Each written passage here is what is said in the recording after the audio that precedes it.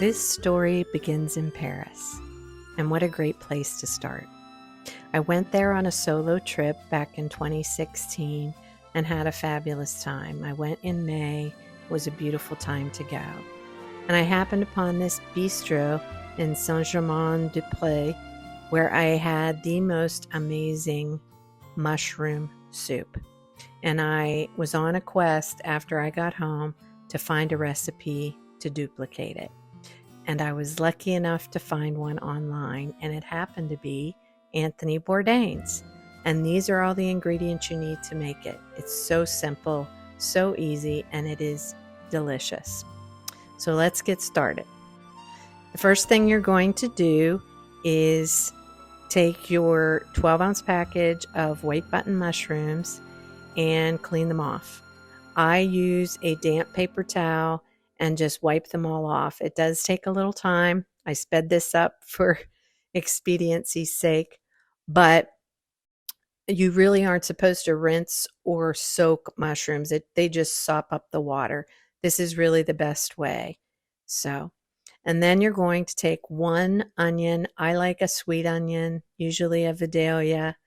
This is how I like to slice them. It's just easier with a flat surface on the cutting board.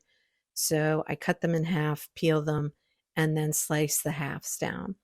And these you need to slice very thinly. That's what the recipe calls for, but it does help because it allows the onions to get very tender quickly in the butter once they're melted. I sped this up as well, just so you don't have to watch me cut onions, but very thin slices, use the whole onion. The mushrooms, too, once they're cleaned, will be cut in half. That's how the recipe calls for them to be cooked. And there we go with the onions. So here you go. This is such a simple recipe. These 4 are the main ingredients. 2 tablespoons of butter with the onions to start, then 4 tablespoons of butter, and then you add the mushrooms in. And then just a little sherry and a little parsley, and that is it. So here we are. I'm melting the butter. I use Kerrygold unsalted butter, melting that in my Dutch oven, which I love. I use it all the time for soups and chilies and stews. And then you're going to add in your onions. And you don't want the onions to get brown. You really just want them to be softened. So that they're kind of limp, but not at all brown, and they will soften up probably in about 4 to 5 minutes. So just get them coated in the butter, let them sort of melt down a little and soften.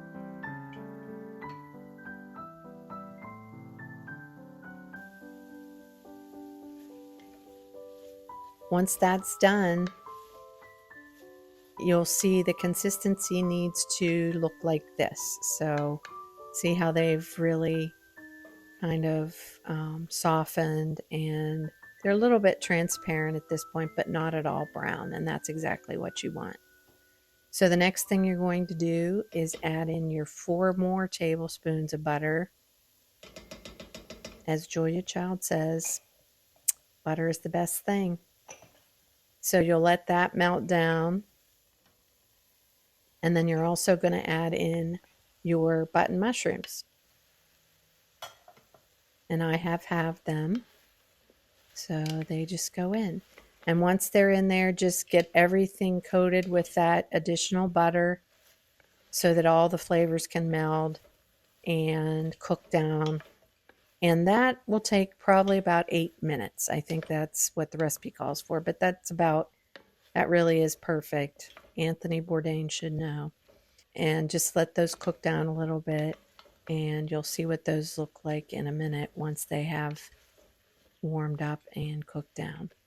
See, I'm getting everything coated well in the butter, and just going to let those flavors meld. All right, this is how it'll look. And then next goes in a whole carton of chicken broth. That's 4 cups. And you can use whatever brand you choose, whatever is your favorite. And then you need to bring that to a boil. And once it comes to a boil, just stir it and then turn down the heat to a simmer. And you are going to let this simmer for a whole hour. But trust me, it is worth it. It really melds the flavors together. It really makes the soup delicious. The next step is to take all the ingredients, and put them in your blender. I'm filling up the cup with about half of the pot. And the reason for that is, since it's hot, if you try to put that all in, it would fill up most of the container. And it's just because of the heat, it can really spew up if you aren't careful. So always take off that middle part of your lid before you put it on, and then just put a towel over top. That way a little bit of the steam can get out. And then I puree mine. I like to mix it, all the way and really puree it. But if you like a chunkier mushroom soup, you wouldn't have to do that. You could choose to do it not quite as long, and just have a little bit of mushroom pieces in there if you want, or pull some mushrooms out and do a rough chop and put those back in the pot. I then pour that in a bowl, and then I do the second half, and then I mix them together and put them all back in the pot. Don't leave any out. It's too good. You're going to bring this back up to a simmer once you get all of it back in the pot. So once it's simmering, little bubbles popping up, the next ingredients you're going to add are the parsley. Unfortunately, my grocery store did not have any parsley. I don't know how that's possible, but it didn't. No biggie if you don't have it. It's very good without it. It just calls for a sprig. And then add your sherry. It calls for 2 ounces of sherry. And good sherry, not cooking sherry. So then stir that all in. And take a taste at this point just to see about how much salt and pepper you might want to add. I love pepper, and so I always add that. But when I tasted this, it really didn't need a lot of salt. So I added some fresh ground pepper.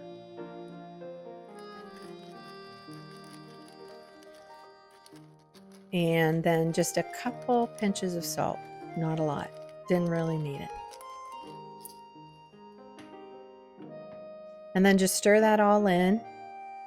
And then let it simmer for a little bit, just to let some of the alcohol in the sherry cook off. And let it rewarm, because it has cooled down a little bit from being in the blender. And then all you're going to do is serve. So ladle up in some up in a bowl. And it is delicious. I know you're going to enjoy this so much. And now that fall is coming, it's just the perfect soup to have. Now, this recipe probably makes 3 bowls and maybe 4 cups. So if you want more, you might want to double the recipe. Serve it with some crusty bread. It's so delicious. I hope you enjoy.